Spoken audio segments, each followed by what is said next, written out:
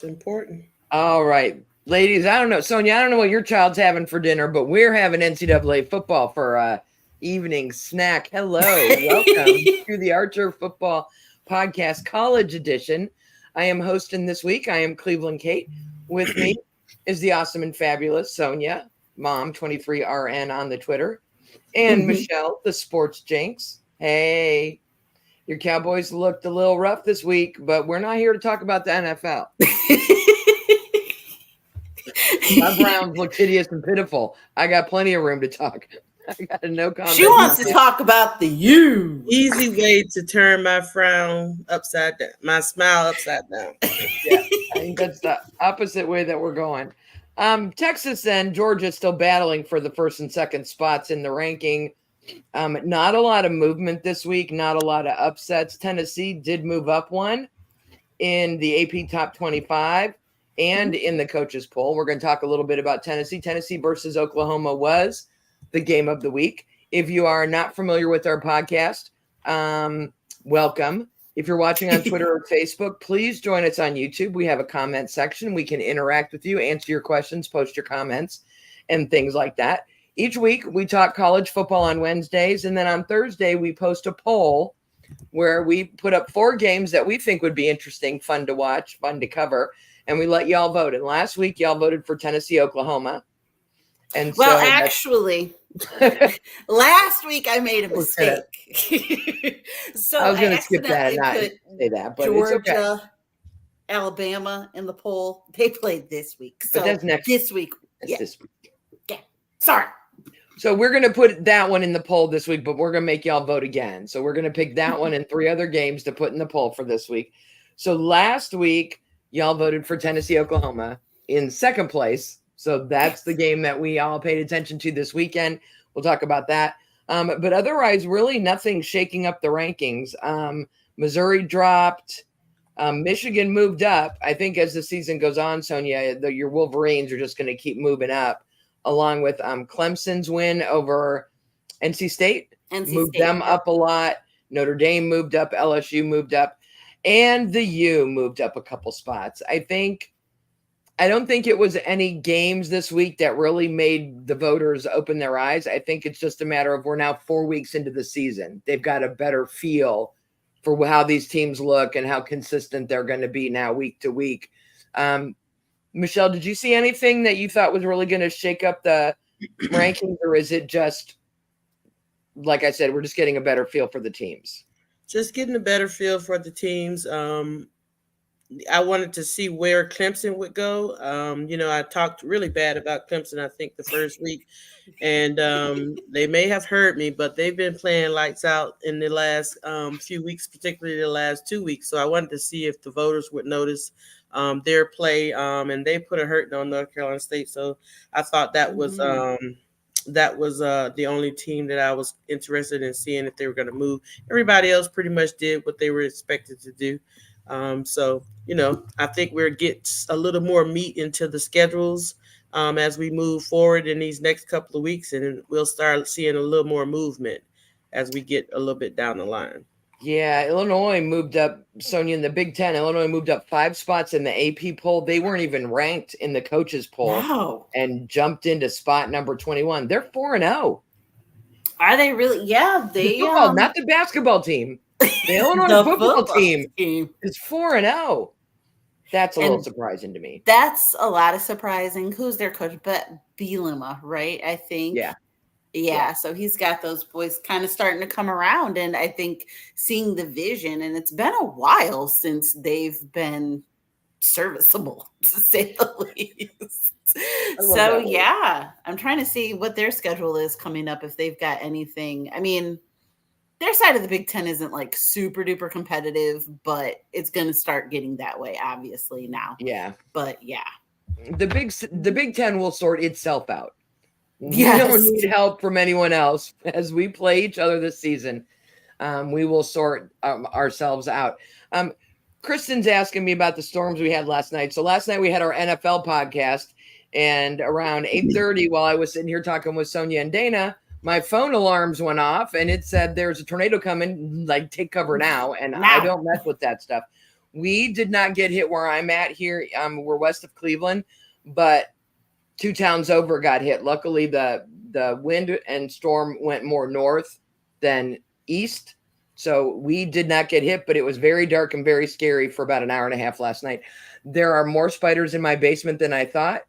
And so my project for this weekend, my daughter and I will be down there with vacuums and stuff in case, because it's that time of year here in Ohio where we're going to be having tornado drills going on, tornado sirens going off until probably the end of October. So yeah, got to get the spiders out of my basement, but we are all good. Let's talk a little bit about Tennessee, Oklahoma. Tennessee 25, Oklahoma 15. Sonia, anybody stand out to you or anything really surprise you about what you expected from this game and then what we actually got?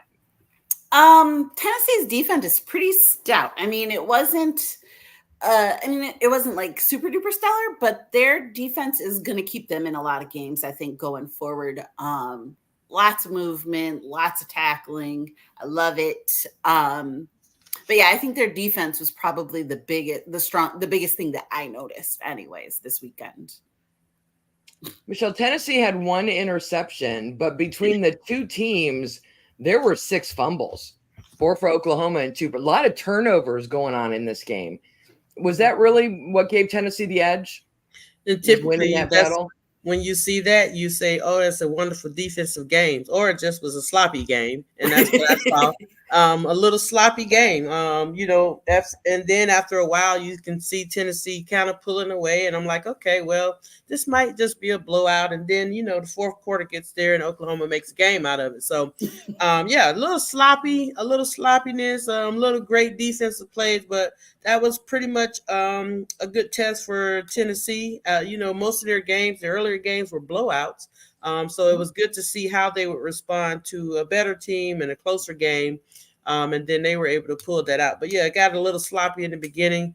I think, defenses made plays, fumbles, turnovers, and, they pulled it together and they pulled out the win. You got to be able to win ugly as well as you can. And, they got a bye week coming up. And then they're going to get to it, but everybody's looking at that October 19th game where they're going to play Alabama, because in the SEC, no matter who's there coaching now, Alabama is still how we judge everybody. And you beat Alabama. Sorry, Georgia. I know you guys are the best. I get it, but you have to beat Alabama. You beat Alabama, and then people start taking you seriously. And so we're looking at Tennessee with one of our eyes. I got my left eye on them. But I'm not going to put the other one on there until they beat Alabama or they beat somebody that I feel has some meat to them, and that would be Alabama for me. So I got October 19th circled for Tennessee, and we'll see what they do there. Okay. Yeah, I agree. Tennessee's got a very nice defense. Sonia, is it a little worrisome that they gave up 12 points in the fourth quarter? I mean, the 25-15 looks close. It was 25-3. Right. And then all of a sudden, touchdown. They missed an extra point, and then I think they went for 2 and didn't get it. Oklahoma tried, but that 12 points in the fourth quarter, does that worry you? That's a little nerve-wracking. You do want to see your team be able to stay on the gas and then also shut down the other team, being pretty stout. So you also kind of wonder about conditioning as well. Do they need a little bit more conditioning to be able to clamp down on teams and stuff going into that? But it is concerning. It is something to definitely keep an eye on, especially playing in Alabama, because teams like that can sneak right up on you, especially if you do not hold down the gas and keep coming at them. Yeah, they're going to face a lot of teams that have better offenses than Oklahoma. And you're right. They can't let off the gas. One of the plays that I know there are highlights of all over was a touchdown pass to Deontay Thornton Jr., wide receiver, ended up going 66 yards. Kid's got speed, Michelle. He can run. Woo-wee! I love it too. I mean, and that's today's game. They're fast. The receivers are fast. Everybody wants speed, and everything is a copycat. We copycat everything. And so when you look at the Miami Dolphins and you look at Tyreek Hill and Waddle and all of the people, and a 5-yard pass can turn into a 66-yard touchdown, or you can just not even make a move and just blow right past the defender. So boy, I tell you that I love watching them. I love watching a speedy receiver. one that can catch. We had quite a few back in the day, but they didn't catch so well. But Well, since we're talking about receivers, last week we each picked a player of the week, and we all picked running backs. So this week, I think we all picked receivers. Michelle, who did you pick to talk about this week? Well, I picked a little bit of both. So my player this year is starting cornerback, but he also plays receiver. And I'm talking about my favorite Heisman candidate, as I tweeted a few weeks ago, Travis Hunter. I was going to talk about him last week, but I get so excited. As you can see, I'm getting excited now. You don't see me get excited that much, but I've watched this guy play at Jackson State, and I'm watching this guy now. And every time I'm watching him because he has such a small frame, and I'm watching him play both sides of the ball, and I'm saying he's going to be tired. He's not going to be able to do this, but he is doing it every single game. He has had all 4 games. He's had 100 yards receiving. He scored 5 touchdowns receiving, and then he goes on defense. He is their best defensive player, and he's their best offensive player. And you do not find that you can find a receiver who's getting 100 yards every day, and that is a great game. Now you got this guy who comes down. He's gonna guard your best receiver on the other side. He's going to shut down that side of the field, and then he makes plays. He makes all the big plays for this team, and I swear, without him on that field, Colorado probably not winning any games at all. When they need a play, when they need a drive, when they need something, Travis Hunter is inserted into the game, and he's the person that gets them going and gets them going. If he doesn't win the Heisman Trophy, I swear I'm never watching it again. I completely agree with you. I think it really speaks to his athleticism, his stamina, his ability to play that many minutes. It makes sense that someone who's as talented at wide receiver would also be a good corner. They understand routes. They understand. They're looking at the line and the way the formations are set up, and they know that ball's coming and it's coming to my guy. It makes sense, but you don't see anyone else who's going to be on the field that much, who can run at full speed for that many minutes and not just be gassed on the sideline. It's crazy. I think when he gets to the NFL, he's going to have to pick one side or the other. Yeah. As of today, wide receivers make better money, but corners have longer careers, right? Correct. Less injuries, longer careers. He's going to have a decision to make. And here's the thing.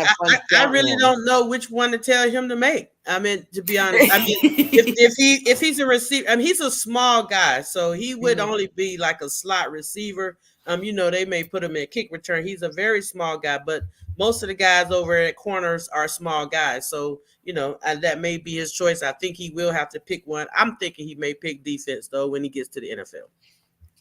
I mean, he's 6'1", 185. He's only a junior. He's still, 20, 21, depending on where his birthday is? They're still growing. He's still growing. His frame, he could put on enough to – he can easily play corner. He could put on enough to have more of a role as wide receiver. Or one of the first things you said earlier today is that it's a copycat league. This may end up being something that teams try. Let's put him on both sides. Well, that make sense. Let him play offense and defense. He plays for a guy who was a shutdown corner and one of the best in the entire history of the NFL, who was instituted into the offense on certain plays. A little too much in Dallas if I would talk about that, but I'm not going to go there. But you can put him into, he was able to come in and play a few plays on offense, and I think that's how someone will use him if they need him on a third down in the slot to come in every now and then, but not like he's playing now. So, but yeah. No, I get it. I love that. So who you want to talk about this week? I want to talk about my friend from LSU, Mr. Aaron Anderson, sophomore from Louisiana, Baton Rouge. He's from New Orleans, Nolens. He's from Nolens. He's our wide receiver. He already has 200 yards on the season, only 1 touchdown, but still, he has been their most reliable wide receiver, has the most yards on the team right now. So he's actually been pretty steady. He had a good game last week against UCLA. So yeah, he's my wide receiver. I think. I just get a message from LSU. Look at that. And that was one of the better games on Saturday, by the way. Go ahead. I mean, he transferred out of Alabama over to LSU, right? Mm-hmm. And he's not 6 feet. But No, he's got not some. 6 I feet. looked at some film on him. He's got some size to him. He's probably the same. Probably weighs the same as Travis Hunter. And he's probably 4 inches shorter. Yeah. Probably, he yeah. can He's move. what, 108, 5'8", 187. So yeah, like a little bit shorter, but still, I think he definitely will be somebody that you could see next to a Travis Hunter on an NFL team. But yeah, I liked him. Yeah. He had a good weekend. Excellent. I went with Nick Nash, wide receiver. He's a junior out of the San Jose, or a senior out of San Jose State, 6'3", 195. He has currently the most receiving yards at 637 in the NCAA. He can catch anything. I don't think he's dropped a pass this year. He can get separation when he's in double coverage, and his yards after catch are insane. I know San Diego State doesn't play like Alabama and some of those teams, but they're playing defenses that know how to stop receivers, and Nick Nash is just finding a way to get it done. He's a more prototypical size for an NFL wide receiver. I can't wait to see what he does as the season goes. I'll definitely be looking for him at the combine. But if this continues, he could get 1,500 yards this season. Easy. A 6'3" wide receiver, you won't be the only one looking for him at the combine. I can tell you that. Especially one with hands like that. So he's got really good hands. Absolutely. Really nice hands. I'll give him that. Another player I think that we'd all like to talk about a little bit. Well, before we get to that, we have a couple players we want to talk about. But we did get a question from Camden. Camden is a big fan of all our shows. Sonia, how's Michigan doing without Harbaugh? They are trying to find their identity. I think this past game against USC was a good show of that.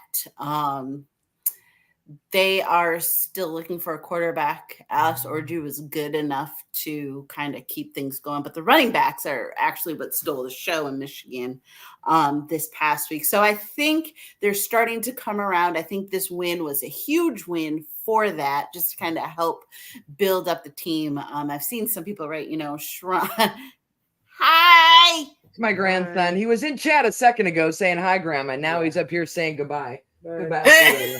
Sorry. It's okay. Bye, grandson. Oh, wait. That's my grandson. Okay, sorry. No, that's okay. Go ahead, talk about Michigan some more. All good. But no, that's okay.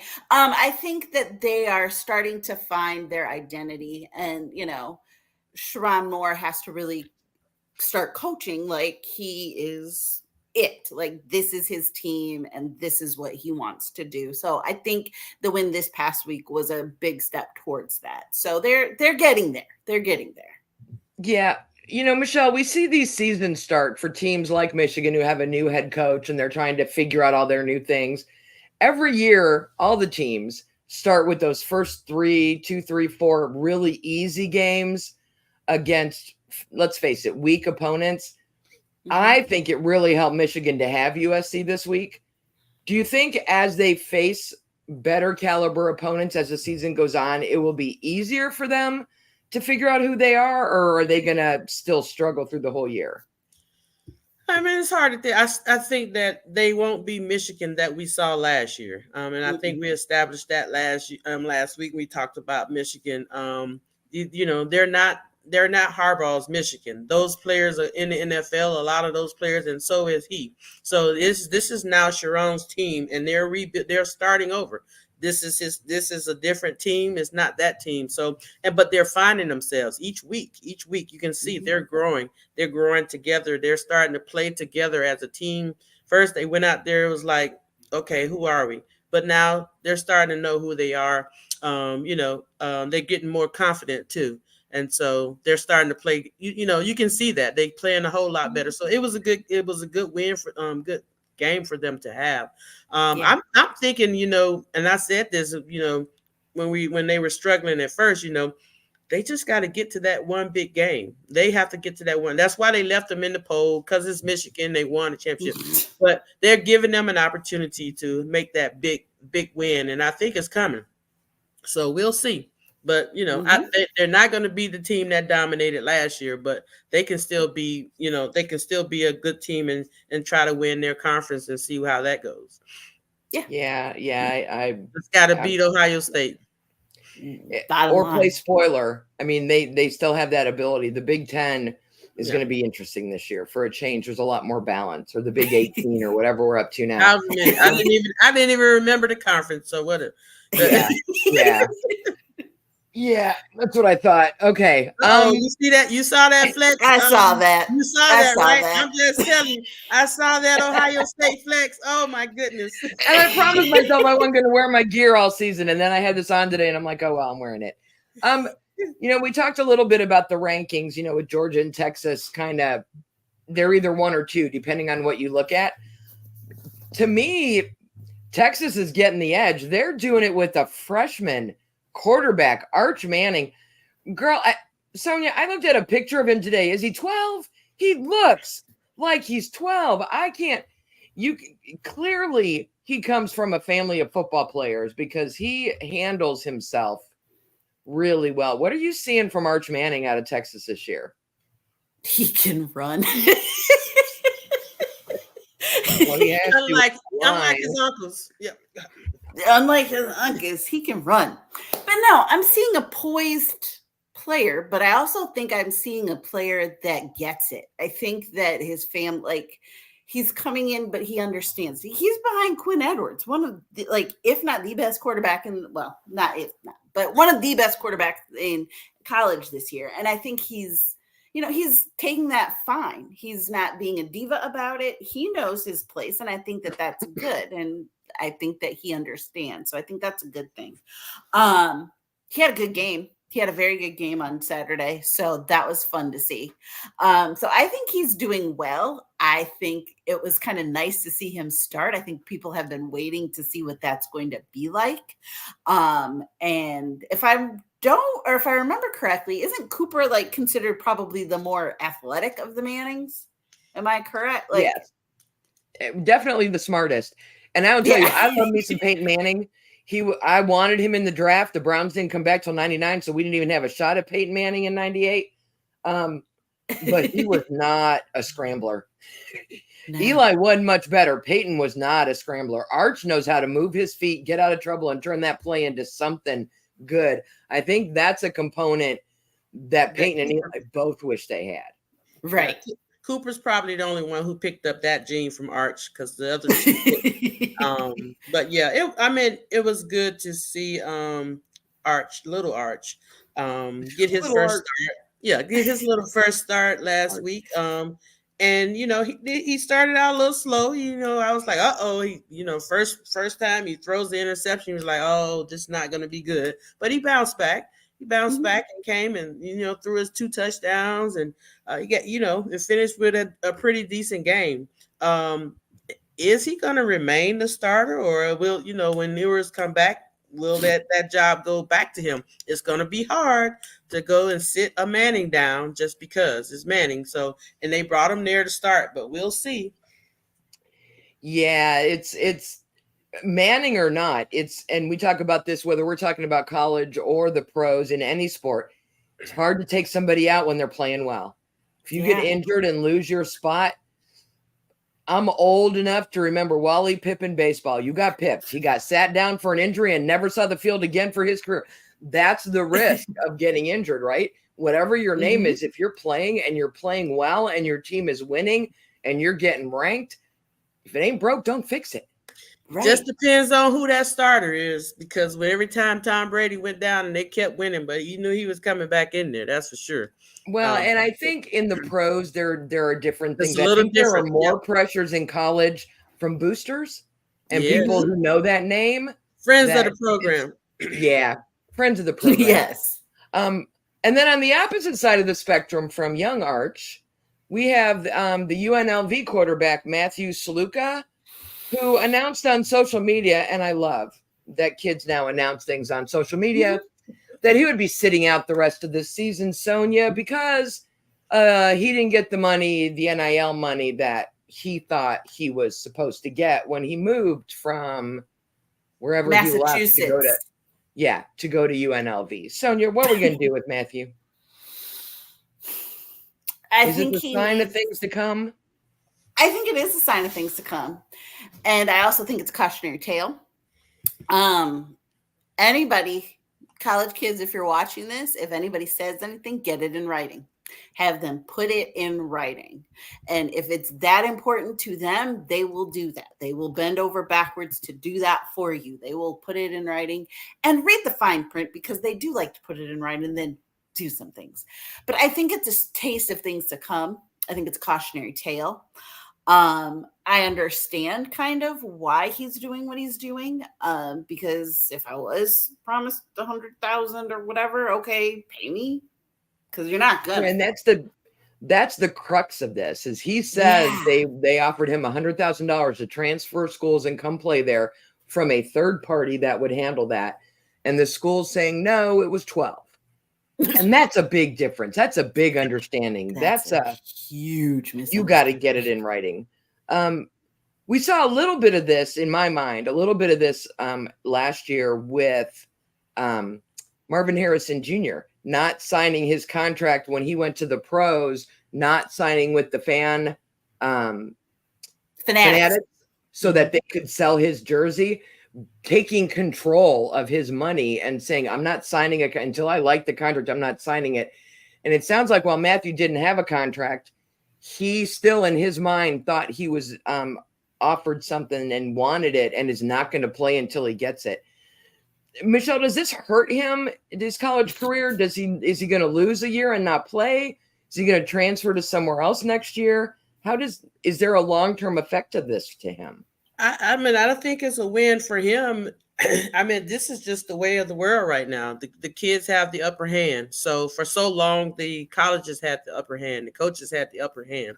You get the players. I mean, they still paid them under the table and did different things. But, you got kids there. You promised them this. They came. You moved the families in. But now it's all different. These kids can get so much more money from anywhere.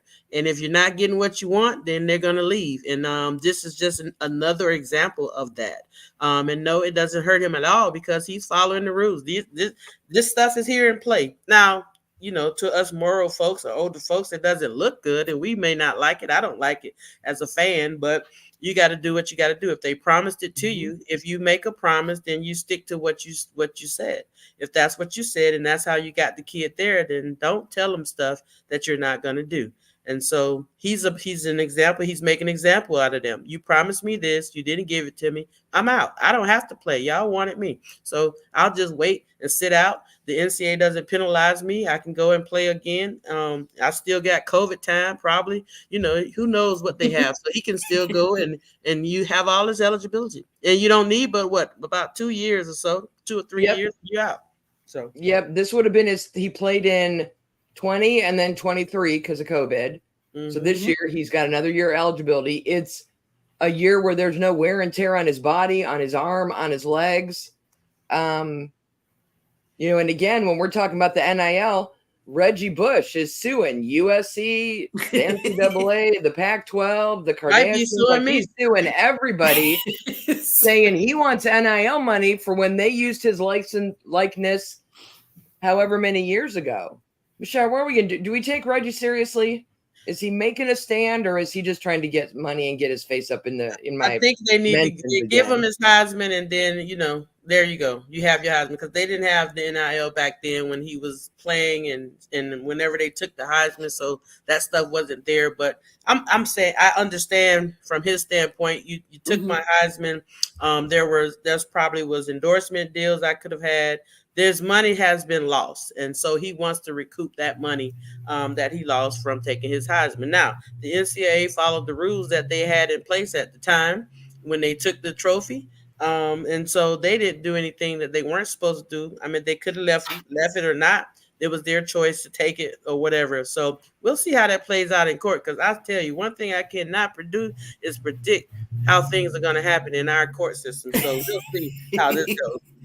I hear that. Sonia, I remember, I think you're not as old as me, but you're old. I remember when they took the Heisman from Reggie. And while I understood that he violated the rule, he wasn't using performing enhancing drugs. He wasn't doing anything that affected he earned every yard he got, every play he was in.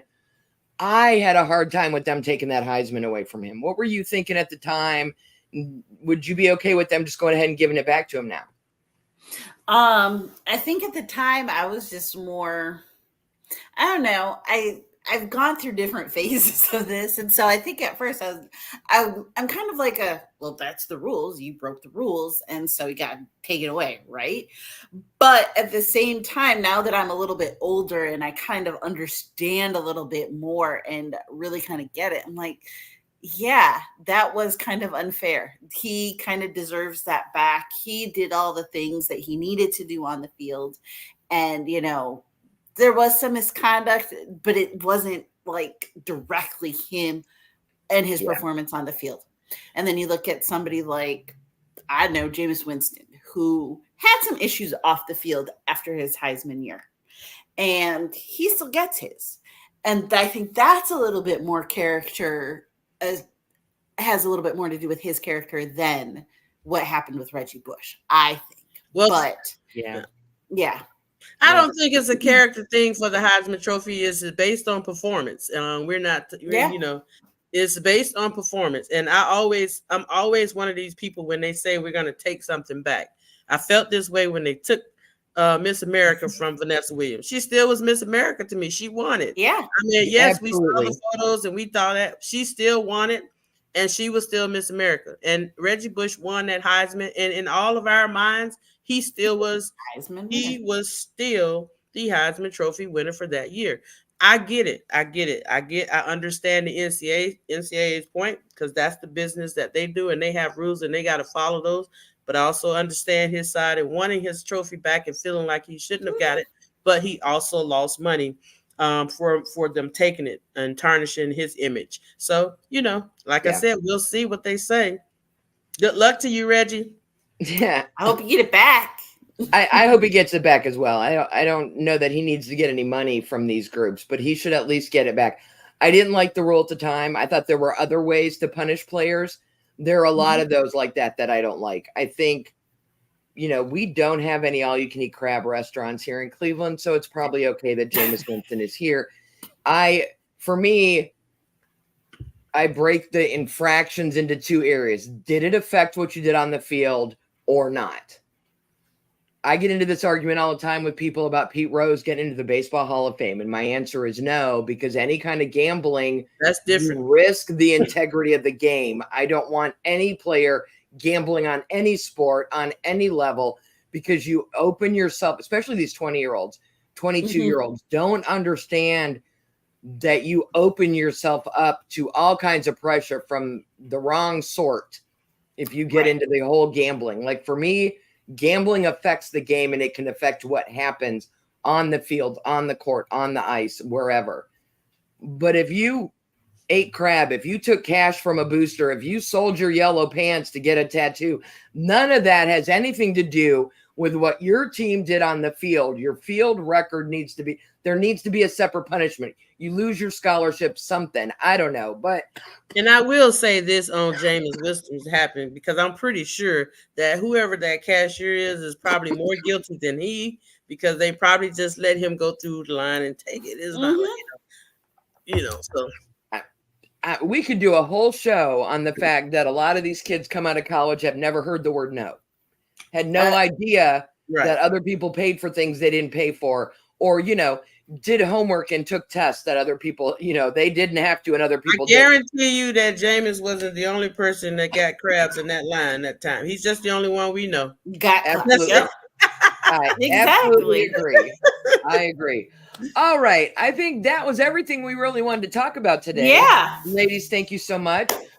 We will chat amongst the three of us in our little email group about what games we're going to throw up on the poll. It'll definitely be Georgia, Alabama. Is that next week? Mm-hmm. That'll be one of your options. We'll find three other games that we think are interesting. But keep an eye on our Twitter page tomorrow at OTFB football. OTFB. I have to spell I think it's yeah. OTFB. OTFB. So look on our Twitter page for the poll if you want to vote. Camden, you're killing me. Camden, Kim, Kristen, Warboy 707. Thank you so much for chatting with us today. We love it. Those of you who watched. And we will be here again next Wednesday, same time, same channel. Appreciate it. Thank you so much. Bye. Bye. Peace.